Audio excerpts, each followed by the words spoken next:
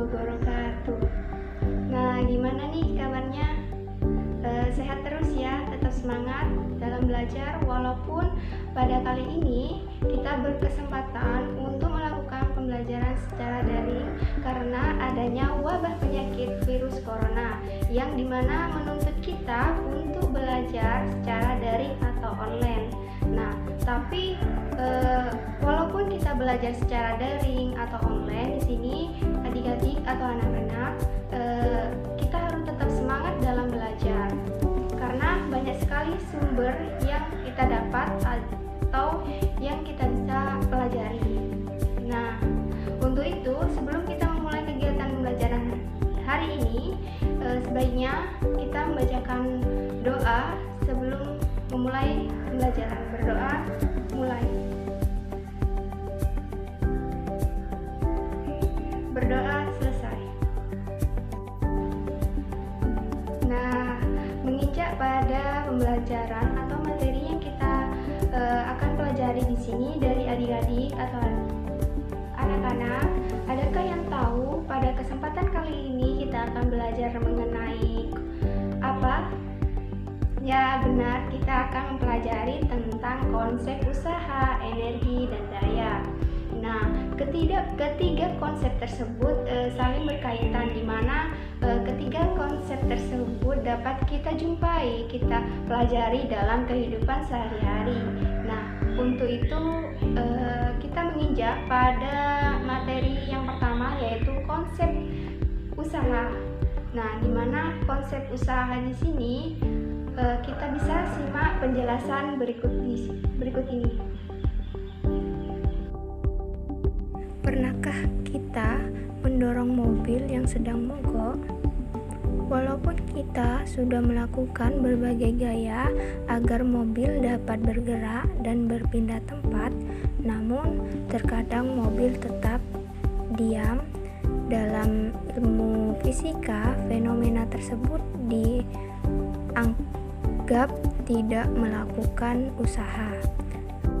Mengapa demikian? Hal tersebut tidak dapat dikatakan sebagai bentuk dari usaha, karena dalam ilmu fisika, usaha dapat diartikan sebagai gaya yang menyebabkan perpindahan pada suatu benda.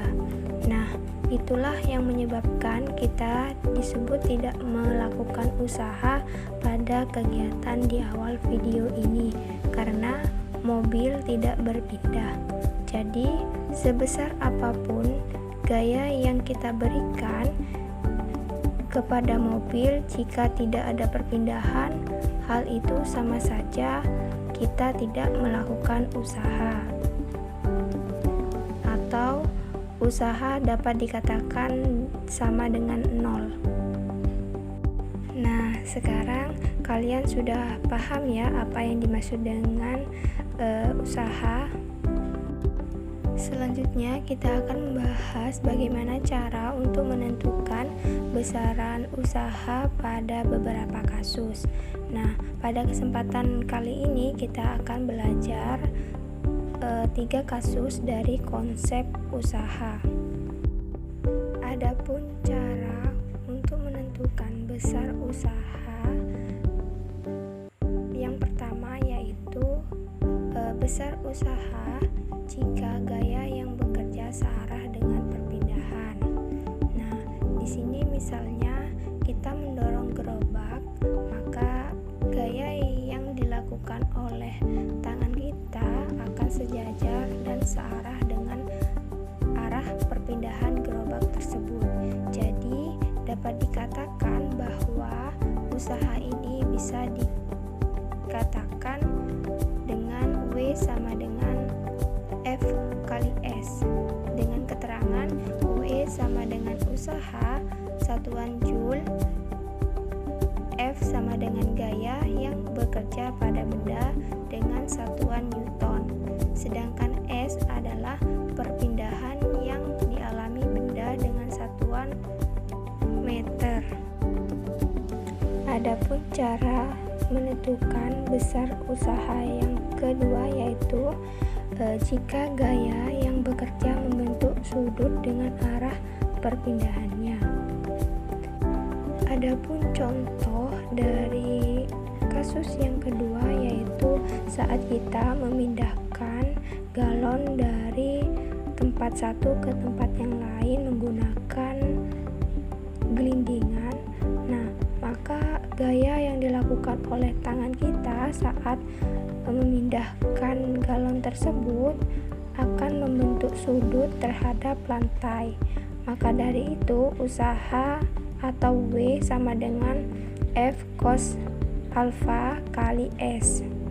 Dengan keterangan W sama dengan usaha satuan Joule, F sama dengan gaya yang bekerja dengan satuan Newton, S sama dengan perpindahan dengan satuan meter, dan alfa sama dengan sudut antara arah gaya dan perpindahan. Selanjutnya yaitu kasus terakhir dalam menentukan besar usaha, yang dimana besar usaha jika arah gaya yang bekerja tegak lurus dengan perpindahan. Contohnya di sini seorang siswa memindahkan buku dari lantai ke suatu tempat secara horizontal. Nah, maka gaya yang dilakukan akan tegak lurus dengan arah perpindahannya dengan rumus W sama dengan F cos alfa kali S, atau dengan F cos 90 kali S sama dengan 0, karena cos 90 adalah 0. Dengan keterangan W sama dengan usaha dengan satuan Joule, F sama dengan gaya yang bekerja dengan satuan Newton, S sama dengan perpindahan dengan satuan meter, dan alfa sama dengan sudut antara arah gaya dan perpindahan. Nah, itu dia beberapa kasus dari konsep usaha yang dapat kita pelajari pada pembelajaran kali ini ya. Semoga dapat dimengerti ya. Wah, gimana nih setelah mendengarkan penjelasan terkait konsep usaha? Apakah dari kalian bisa mengerti dan memahami apa itu konsep usaha serta apa saja yang terdapat dalam materi konsep usaha?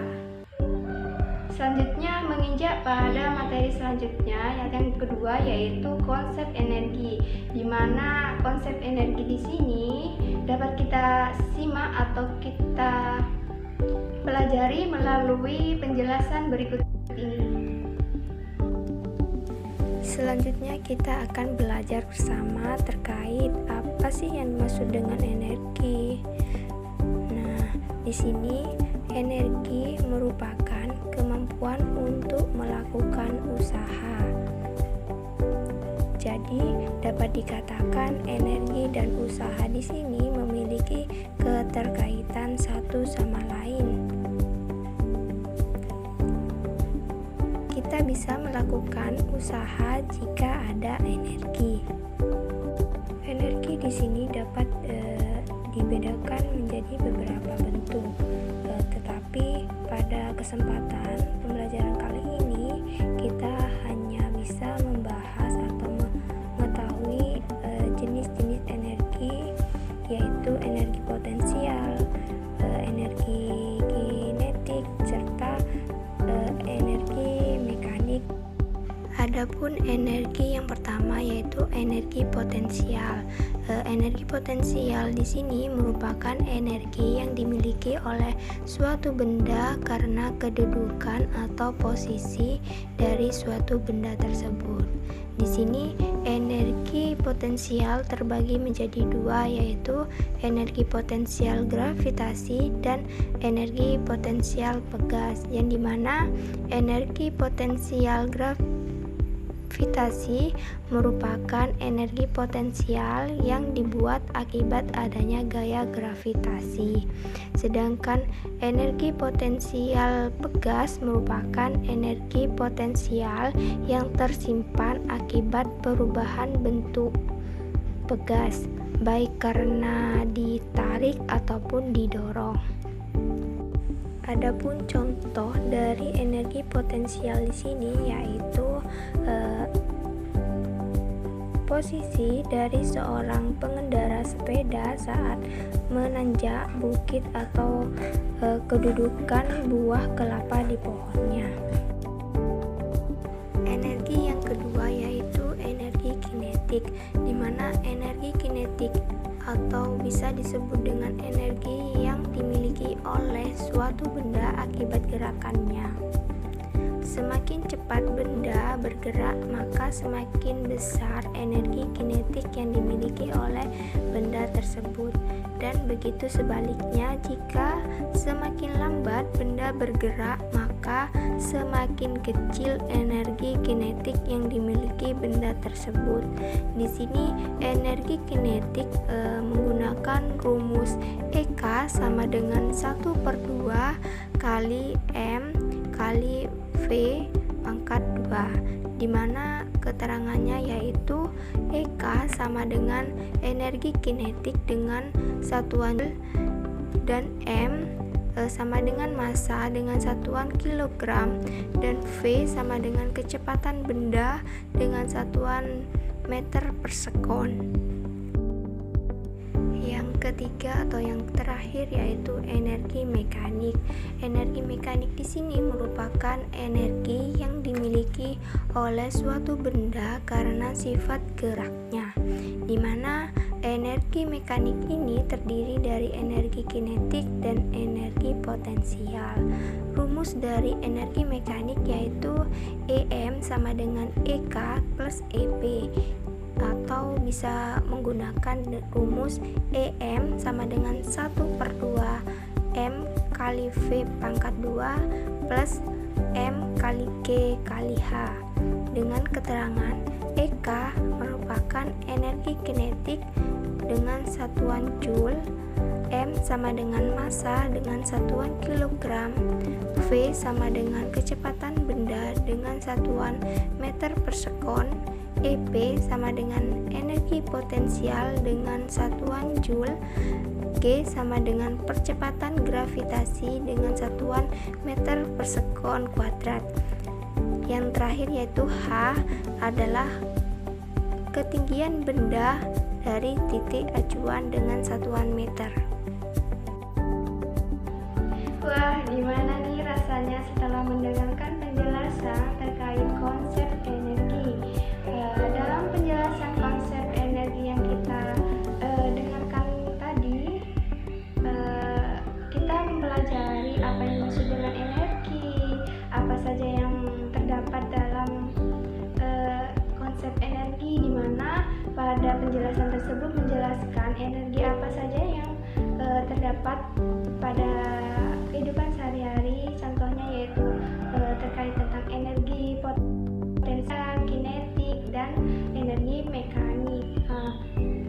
Semoga penjelasan tadi dapat kalian mengerti dan memahami tentang konsep energi.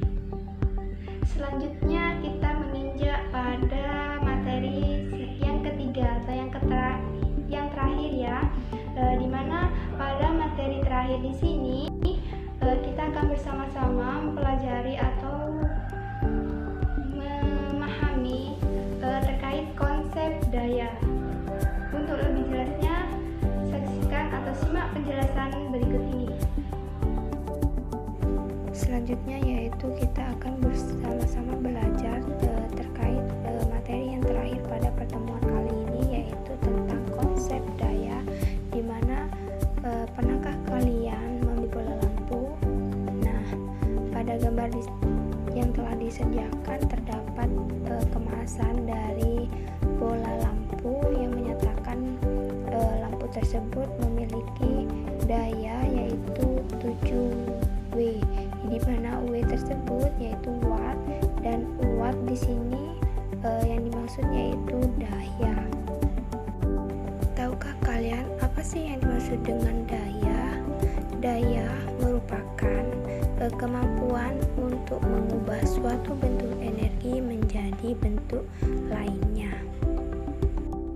Adapun rumus dari daya yaitu P sama dengan W per T, P sama dengan V per R, P sama dengan V V kali I, dan yang terakhir yaitu P sama dengan I kuadrat kali R. Nah, di sini P sama dengan daya dengan satuan watt, I sama dengan arus dengan satuan ampere, R sama dengan tahanan atau ohm, W sama dengan usaha dengan satuan joule, T sama dengan waktu dengan satuan sekon, yang terakhir yaitu V sama dengan tegangan atau beda potensial dengan satuan volt. Penjelasan yang terakhir yaitu terkait satuan daya, di mana satuan SI daya merupakan J per S atau watt, di mana 1 watt sama dengan 1 W.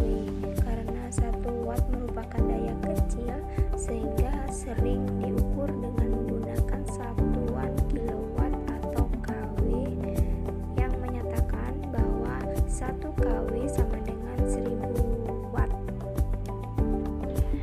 Nah, tak terasa penjelasan dari konsep yang ketiga yaitu konsep daya telah selesai. Nah, semoga setelah kita mendengarkan penjelasan dari ketiga konsep tersebut, kalian bisa mengerti dan memahami terkait konsep energi, usaha, dan daya dalam kehidupan sehari-hari, di mana ketiga konsep tersebut memiliki keterkaitan yang mampu kita pelajari atau kita ketahui dalam kehidupan sehari-hari. Nah, pembelajaran hari ini telah selesai. Nah, untuk memperkuat pengetahuan dan pemahaman kalian, coba kalian kerjakan soal-soal yang mencangkup atau menjelaskan tentang konsep usaha, energi, dan daya. Nah, sebelum kita menutup pembelajaran hari ini, sebaiknya kita berdoa bersama-sama menurut keyakinan dan agama masing-masing. Berdoa mulai. Berdoa selesai. Nah, pembelajaran hari ini telah selesai. Semoga bermanfaat. Sekian, terima kasih. Wassalamualaikum